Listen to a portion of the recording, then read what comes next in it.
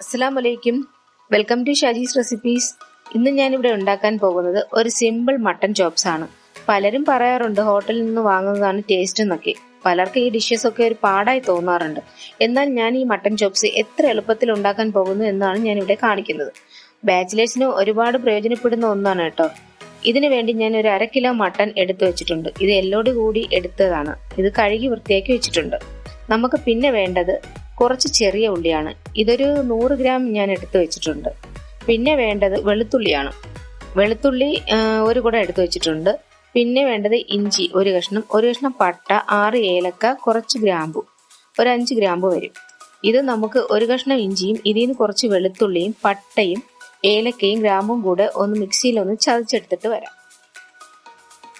ഇതിപ്പോ ചതച്ചെടുത്ത് വെച്ചിട്ടുണ്ട്. ഇനി നമുക്ക് ഈ മട്ടനും ചതച്ചു വെച്ച ഇഞ്ചി വെളുത്തുള്ളിയും കൂടി നമുക്കൊന്ന് വേവിച്ചെടുക്കണം. അതിനായി ഒരു കുക്കർ എടുത്ത് നമുക്ക് ഈ മട്ടൻ വേവിച്ചെടുക്കാം.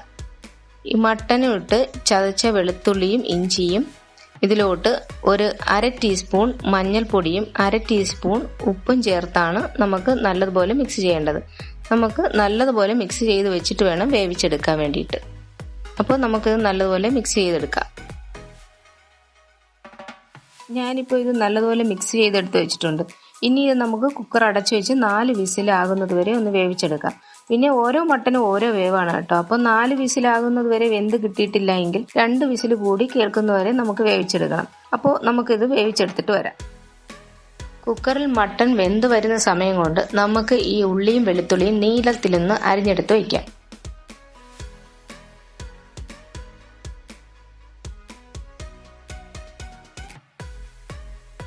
നാല് വിസിലായപ്പോൾ ഇറച്ചി വെന്തിട്ടില്ലായിരുന്നു കേട്ടോ. പിന്നെ ഞാൻ 2 വിസിൽ കൂടി കേൾക്കാൻ വെച്ചിട്ടുണ്ടായിരുന്നു. ഇപ്പോൾ തീ ഓഫാക്കി വെച്ചിട്ടുണ്ട്. ഇനി ഈ അടുപ്പിലോട്ട് നമുക്കൊരു പാൻ എടുത്ത് വെച്ച് ചൂടാക്കാൻ വെക്കാം.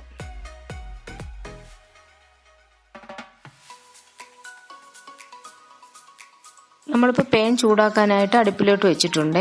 പാൻ ചൂടായി കഴിയുമ്പോൾ വെളിച്ചെണ്ണ ഒഴിച്ചു കൊടുക്കണം. വെളിച്ചെണ്ണ തന്നെയാണ് ഒഴിക്കേണ്ടത്, വേറെ ഓയിലൊന്നും ഒഴിക്കരുത്. വെളിച്ചെണ്ണയാണ് ഇതിന് ടേസ്റ്റ് കൂട്ടുന്നത്. ഇപ്പോൾ പാൻ ചൂടായിട്ടുണ്ട്. നമുക്ക് 3 ടേബിൾ സ്പൂൺ വെളിച്ചെണ്ണ ഒഴിച്ചു കൊടുക്കാം. ഇതിൽ 3 ടേബിൾ സ്പൂൺ വെളിച്ചെണ്ണ തന്നെയാണുള്ളത്, കൂടുതലൊന്നും ഇല്ല കേട്ടോ, പേടിക്കണ്ട. നമുക്ക് അരിഞ്ഞു വെച്ചിരിക്കുന്ന ഉള്ളി ഈ എണ്ണ ചൂടാകുമ്പോൾ ഇതിലോട്ട് ഇട്ട് കൊടുക്കാം. ഇതൊരു 5 മിനിറ്റ് എങ്കിലും വഴറ്റി കൊടുക്കണം. അപ്പം നമുക്ക് വഴറ്റി തുടങ്ങാം. നമുക്ക് നമ്മുടെ കുക്കർ ഒന്ന് തുറന്നു നോക്കാം. മട്ടൻ വെന്തിട്ടുണ്ടോ എന്ന് ചെക്ക് ചെയ്യണ്ടേ. അപ്പം നമുക്ക് കുക്കർ ഒന്ന് തുറന്നു നോക്കാം.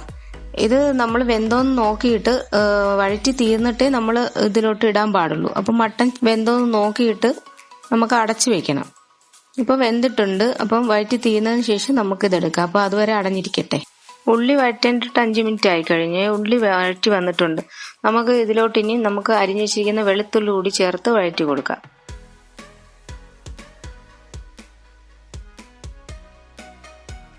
ഇപ്പോൾ വെളുത്തുള്ളിയൊക്കെ നല്ലതുപോലെ വഴന്നു വന്നിട്ടുണ്ട് കേട്ടോ. പച്ചമണം മാറുന്നവരെ വഴറ്റിയിട്ടുണ്ട്. ഇപ്പോൾ പച്ചമണമൊക്കെ മാറിയിട്ടുണ്ട്. ഇനി നമുക്കിതിൽ മസാലകളൊക്കെ ചേർത്ത് കൊടുക്കാം. ആദ്യം തന്നെ നമുക്ക് 1/4 ടീസ്പൂൺ മഞ്ഞൾപ്പൊടി ചേർത്ത് കൊടുക്കാം കേട്ടോ. പിന്നെ നമ്മൾ 1/2 ടീസ്പൂൺ മട്ടണിൽ ചേർത്തിട്ടുള്ളതാണ്. അപ്പോൾ അതനുസരിച്ച് വേണം ഇതിൽ ചേർക്കാൻ വേണ്ടിയിട്ട്. പിന്നെ ഒരു 4 ടീസ്പൂൺ മുളക് പൊടി കൂടെ ചേർക്കുന്നുണ്ട്. മുളക് പൊടിയൊക്കെ അവരവരുടെ ഇഷ്ടാനുസരണം ചേർത്ത് കൊടുക്കണം. ഞങ്ങൾക്കിവിടെ എരിവ് നല്ലതുപോലെ ഇഷ്ടമുള്ളത് കൊണ്ടാണ് കൂടുതൽ ചേർക്കുന്നത്. പിന്നെ ഈ മസാലകൾ ചേർക്കുന്ന സമയത്ത് തീ ലോ ഫ്ലെയിമിലിടാൻ മറക്കരുത്, ഇല്ലെങ്കിൽ മസാലകളെല്ലാം കരിഞ്ഞു പോകും. ഇത് ഇച്ചിരി പച്ചമണം മാറുന്നവരെ ഈ മുളക് പൊടി ഒന്ന് വഴറ്റി കൊടുക്കാം. അത് കഴിഞ്ഞിട്ട് 1 ടീസ്പൂൺ മല്ലിപ്പൊടിയും 1 ടീസ്പൂൺ പെരിഞ്ചീരകപ്പൊടിയും, വലിയ ജീരകമാണ് കേട്ടോ, കൊച്ചു ജീരകമല്ല. ഇത് രണ്ടും കൂടെ ഇട്ട് ഒന്നുകൂടെ ചെറുതായിട്ടൊന്ന് വഴറ്റി കൊടുക്കണം.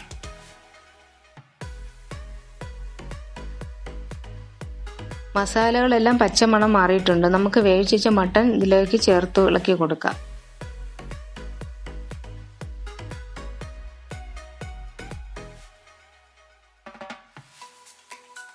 ഇഞ്ചി വെളുത്തുള്ളി ചതച്ച് വെച്ച കപ്പിൽ നമുക്ക് ഒരു 1/4 കപ്പ് ചൂടുവെള്ളം ഇതിലേക്ക് ചേർത്ത് കൊടുക്കാം. ഇത് നമുക്കൊരു 10 മിനിറ്റ് അടച്ചു വെച്ച് വേവിക്കണം. ഇതിപ്പോൾ ഒരു 5 മിനിറ്റ് ആയി കഴിഞ്ഞിട്ടുണ്ട്. നമുക്ക് തുറന്ന് ഒന്ന് ഇളക്കി വയ്ക്കാം.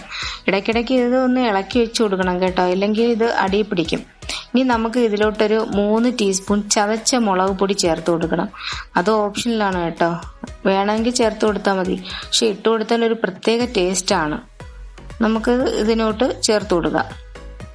പിന്നെ അത് കഴിഞ്ഞിട്ട് നമ്മൾ ഇതിലോട്ട് ഉപ്പ് നോക്കിയിട്ടില്ല. ഉപ്പ് ഈ സമയത്ത് നമ്മൾ ഉപ്പ് ടേസ്റ്റ് ചെയ്ത് നോക്കണം കേട്ടോ. മട്ടനിൽ മാത്രമേ നമ്മൾ ഉപ്പിട്ടിട്ടുള്ളൂ, മസാലകളൊക്കെ ചേർത്തിട്ട് ഉപ്പ് ഇട്ടിട്ടില്ല. അപ്പോൾ ഇതിലൊരു ഉപ്പ് കുറവായത് കാരണം ഞാനൊരു 1/2 ടീസ്പൂൺ ഉപ്പ് കൂടി ഇതിലോട്ട് ചേർക്കുന്നുണ്ട്.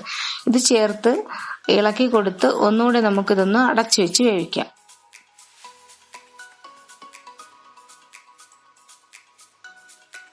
ഇപ്പോൾ ഇത് 10 മിനിറ്റ് ആയിട്ടുണ്ട് കേട്ടോ.